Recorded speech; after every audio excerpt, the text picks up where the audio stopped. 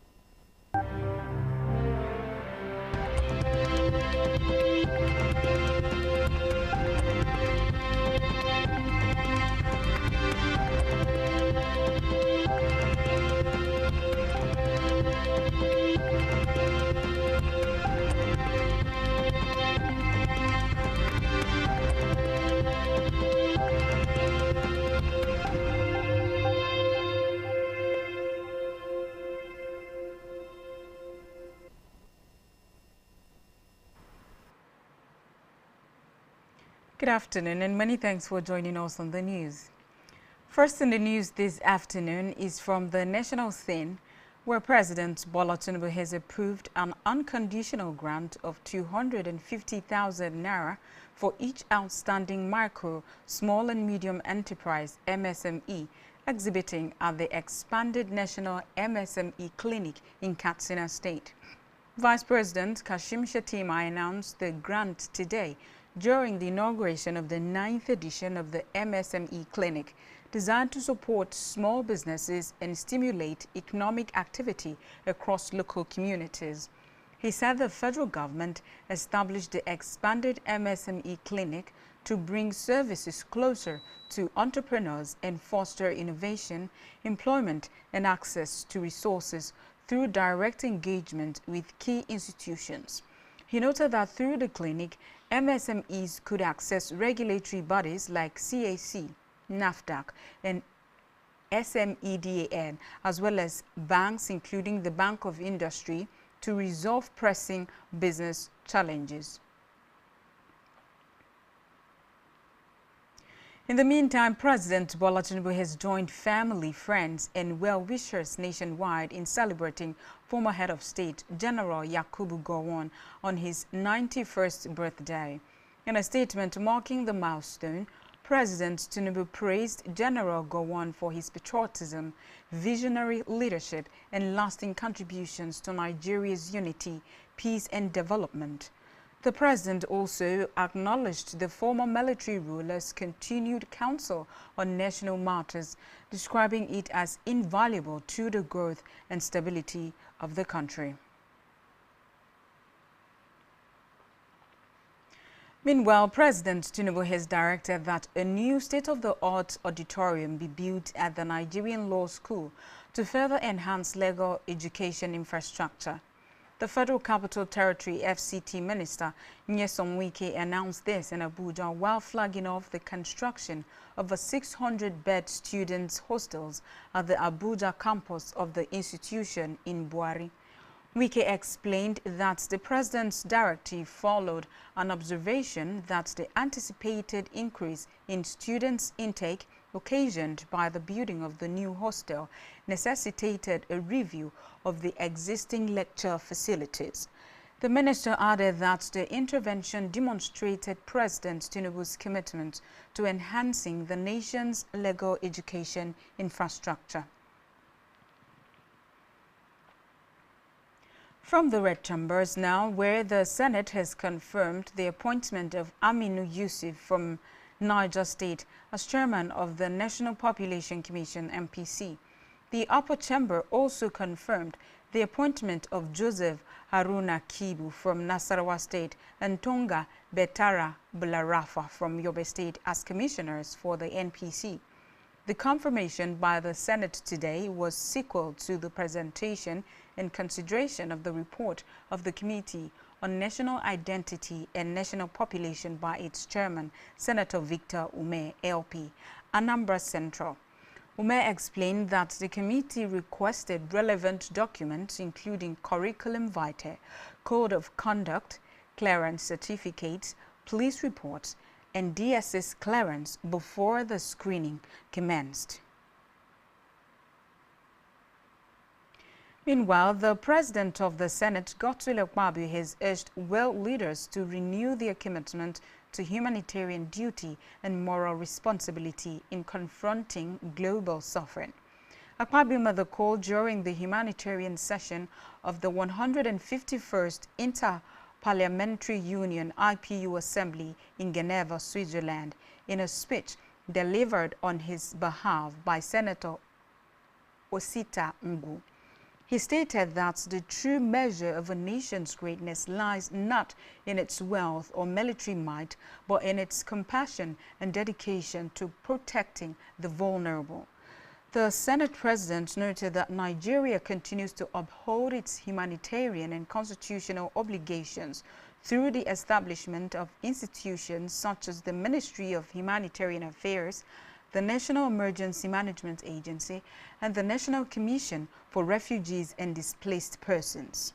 He called on global leaders to place peace above conflict, warning that wars only yield generational devastation.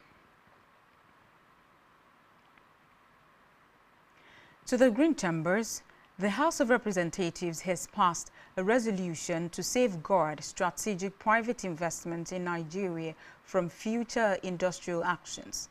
This follows the recent strike action by the Petroleum and Natural Gas Senior Staff Association of Nigeria, PANGASEN, over its dispute with the Dangote refinery. The resolution was adopted after a motion jointly sponsored by Ado Doguwa and Abdusamad Dasuki was presented on the floor of the House.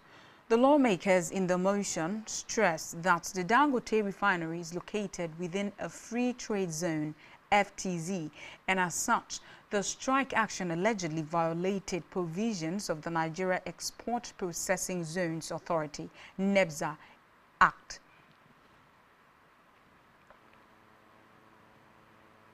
On judicial matters, the Supreme Court has reserved judgment in a suit challenging the declaration of a state of emergency in Rivers State by President Bola Tinubu in March. A 7-man panel led by Justice Ian Okoro adjourned after parties in the suit adopted their processes today. The plaintiffs in the suit are the Attorney General of 10 states, while the defendants in the suit is the federal government and the National Assembly. At the day's proceeding, the 5th plaintiff, Delta State, withdrew from the suit, which was not opposed by the counsel for the federal government, Lateef Fagbemi, SAN. While adopting his process, counsel to the plaintiffs, Eyitayo Jegede San, who represented the plaintiffs, noted that their case was not a denial of the president's power to proclaim a state of emergency, but to challenge the extent to which the proclamation can be made to affect the offices of the governor, deputy governor, and the State House of Assembly. Meanwhile, a magistrate court sitting in Kuje, FCT Abuja, has remanded the brother of Nnamdi Kanu, Prince Emmanuel Kanu, and his lawyer, Aloy Ejimako, in Kuje prison. The remand followed their participation in the hashtag Free Nnamdi Kanu Now protest on Monday in Abuja. Recall that the Nigeria police arraigned Nnamdi Kanu's lawyer, Aloy Ejimako, and his brother, Prince Emmanuel Kanu, and 10 others following the protest in Abuja on Monday. The police charged them for inciting disturbance and breach of public peace in disobedience to a court order.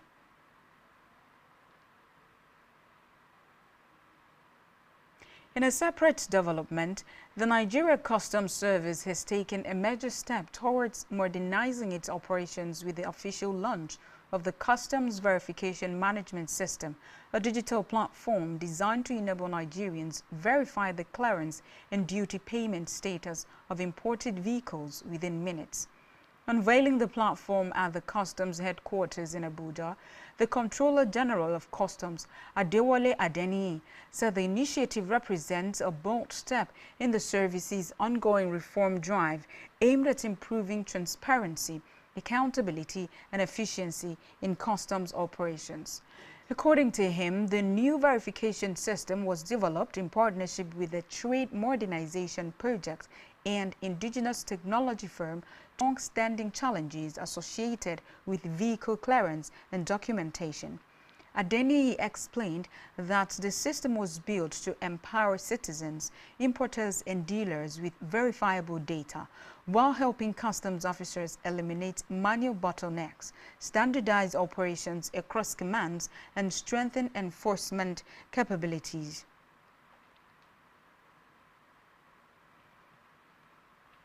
In another development, the Nigerian Education Loan Fund, NELFund, has officially opened its student loan application portal for the 2025-2026 academic session.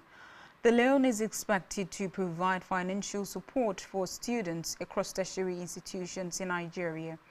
This is contained in a statement issued today by NELFund's Director of Strategic Communications, Osheyemi Oluwatuyi. The agency said the application window will run from Thursday, October 23, 2025 to Saturday, January 31, 2026. It urged fresh students to apply using their admission number or JAM registration number in place of matriculation number.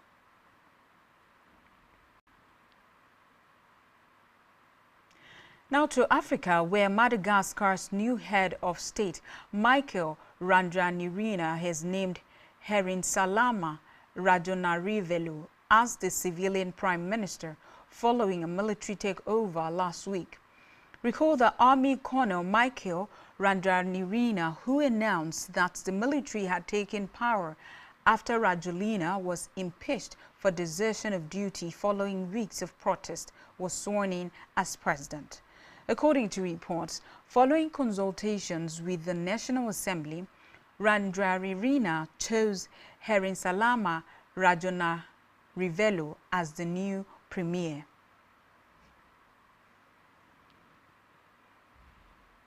On the foreign scene, Sene Taikachi has won an historic vote to become Japan's first female prime minister. The 64-year-old conservative is known as Japan's Iron Lady. Reports say this is her third attempt at becoming the Japanese leader, and she is the first prime minister in 5 years from her scandal-hit party, LPD. Takaichi belongs to the Liberal Democratic Party's hardline wing and is a protege of the late former Prime Minister Shinzo Abe. Still on the foreign scene, parts of the White House's East Wing have been demolished as construction begins on U.S. President Donald Trump's new ballroom. Construction crews have torn down massive chunks of a covered entryway and windows in the East Wing, which Trump said is being fully modernized.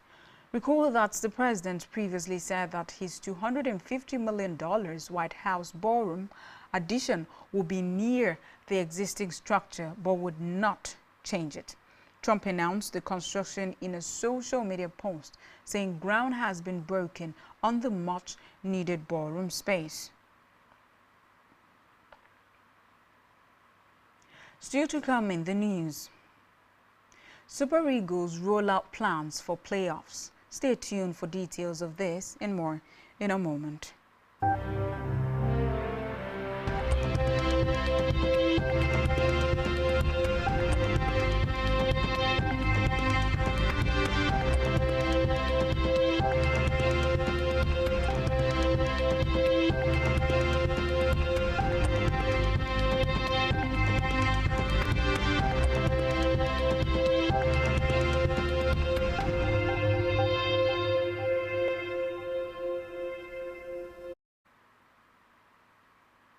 Glad to have you back.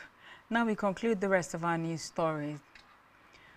On our business news, the federal government has commenced a nationwide revenue recovery exercise aimed at boosting inflows into the Federation account and plugging financial leakages across key revenue-generating agencies. A statement signed by the Revenue Mobilization Allocation and Fiscal Commission (RMAFC) head of the Information and Public Relations Unit, Maryam Yusuf, indicated that the initiative is part of efforts to enhance fiscal transparency, strengthen accountability, and ensure that all statutory revenues due to the Federation are duly remitted. In his remarks, the RMAFC chairman reaffirms the Commission's determination to strengthen Nigeria's fiscal governance and ensure that all revenues due to the Federation are fully accounted for and remitted into the Federation account. He explained that the engagement of consultants was a strategic initiative aimed at plugging revenue leakages, enhancing transparency, and boosting the fiscal capacity of the three tiers of government in alignment with the renewed hope agenda of President Bola Tinubu.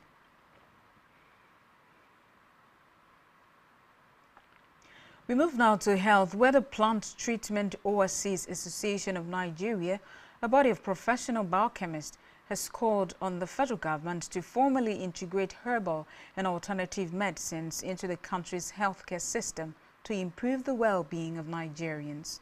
Speaking with journalists after the association's 2025 conference in Abuja, the group's president, Olayemi Kotun, said that Nigeria stands to benefit greatly from the medicinal potential of natural plant-based supplements, which he said are effective in treating a wide range of health conditions without side effects.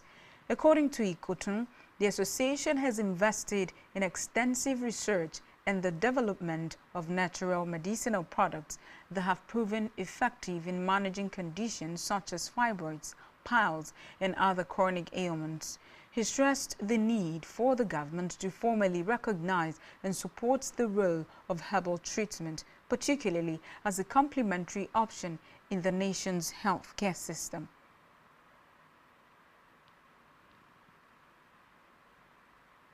Now to sports, where Nottingham Forest have appointed former Burnley and Everton boss Sean Dyche as their new manager. The 54-year-old Englishman, who has signed a contract to run until the summer of 2027, becomes the Forest's third different boss this season. Dyche succeeds Ange Postecoglou, who lasted just 39 days and was sacked 17 minutes after Saturday's 3-0 defeat by Chelsea in the Premier League. Dyche's first game will be a Europa League game at home to Porto on Thursday, before Forest face Bournemouth in the Premier League on Sunday.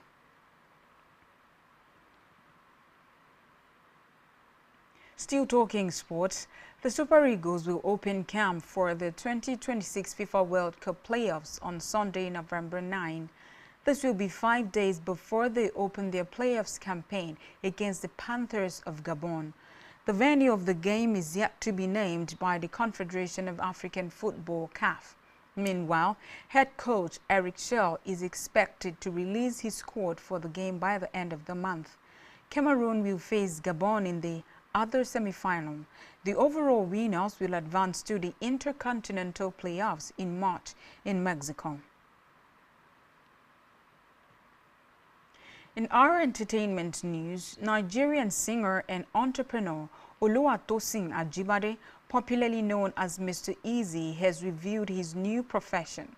The skin-tight crooner shared that he is now focused on online streaming. He disclosed this while responding to a fan who asked whether he has ditched music for content creation.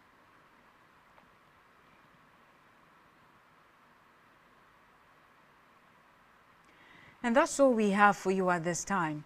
Do ensure to follow us on all our social media handles and subscribe to our YouTube channel, all of which you can find on our website, spectrumtvlive.ng. You have been watching Spectrum News at 4. I am Ofonono Joseph. Good afternoon.